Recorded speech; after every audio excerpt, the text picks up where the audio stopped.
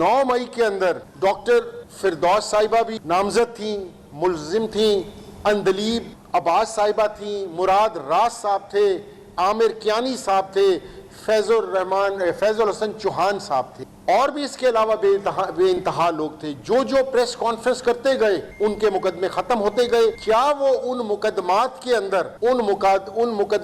अंदर कानूनी तौर के ऊपर एक मुकदमा है जिसके अंदर 10 लोग हैं, 10 में से आप 3 को छोड़ रहे हैं और 7 को सजा दे रहे हैं, तो ये जो आर्टिकल 25 है, जो बराबरी की बात करता है, जो इक्वालिटी की बात करता है, ये उसकी नफी है। हुकूमत को चाहिए कि खुदारा वो हमारे ऊपर अपना वक्त, अपने रिसोर्सेज लगाने की बजाय अवाम की फलाह बहबूद के लिए कोई काम करे। पहले गंदम स्कैंडल, उसके बाद फिर आया घी का स्कैंडल, अब चीनी का स्कैंडल आंख खोलने को तैयार फिर रहा है। पहले इन्होंने मियां शहबाज शरीफ साहब एंड कंपनी ने अपनी फैमिली के प्रेशर के तहत एक्सपोर्टर चीनी की एक्सपोर्ट की इजाजत दी, वहां पैसा कमाया, अब इंपोर्ट की इजाजत दे रहे हैं। जब इंपोर्ट होकर चीनी आएगी नवंबर दिसंबर से पहले, वो चीनी नहीं आएगी नवंबर से पहले, जब चीनी आ जाएगी तो फिर ये गन्ने का रेट, फिर ये कमांद का रेट नहीं देंगे किसानों को, ये कहकर कि हमारे पास चीनी फालतू पड़ी हुई है। तो खुदारा कुछ अपने लोगों के बारे में भी सोचें, को अवाम के बारे में सोचें। हमने ये तो कभी नहीं कहा था कि जिनको आपने नामजद मुलजिम किया है उनके सुने बगैर ही फैसले कर दो। हमने ये कहीं भी नहीं कहा कि आप जो ड्यू कोर्स ऑफ है अपना जुडिशरी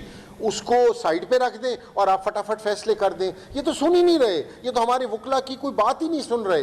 जब वकला उनसे टाइम मांगते हैं, ये उनको कहते हैं कि भाई टाइम नहीं, अभी जो भी करना है अभी बताओ। हमारी जमात का विजन और हमारी जमात का जो मैनिफेस्टो है वो है तहरीके इंसाफ। तहरीके इंसाफ मीन्स कि इंसाफ हर शख्स तक पहुंचे, अमीर गरीब के लिए इंसाफ बराबर मिले और उसको टाइम के ऊपर इंसाफ मिले। हम तो कब से कह रहे हैं। अच्छा, हमारी अदालत, हमारी हुकूमत थी कि जिसने लोअर जुडिशरी के अंदर नंबर ऑफ जजेस इंक्रीज किए ताकि जल्द अज जल्द मुकम्मल हो सके। तो हम तो पहले दिन से अपना अदलिया और इंसाफ के ख्वाहां हैं। हमारी पार्टी का मौक़िफ़ था, हमारी पार्टी का मौक़िफ़ है, वो पहले दिन से कह रहे हैं कि आप एक जुडिशियल कमीशन बनाएं और 9 मई की प्रॉपर इंक्वायरी करें ताकि अवाम के सामने क्लियर हो कि इसके कौन हैं, अपना इसके क्या मुहर्रकात हैं, इसमें कौन लोग इन्वॉल्व हैं। और हमारा चेयरमैन बार बार कह रहा है कि आप CCTV कवरेज निकालें। ये कैसे पॉसिबल है कि लिबर्टी चौक से लेकर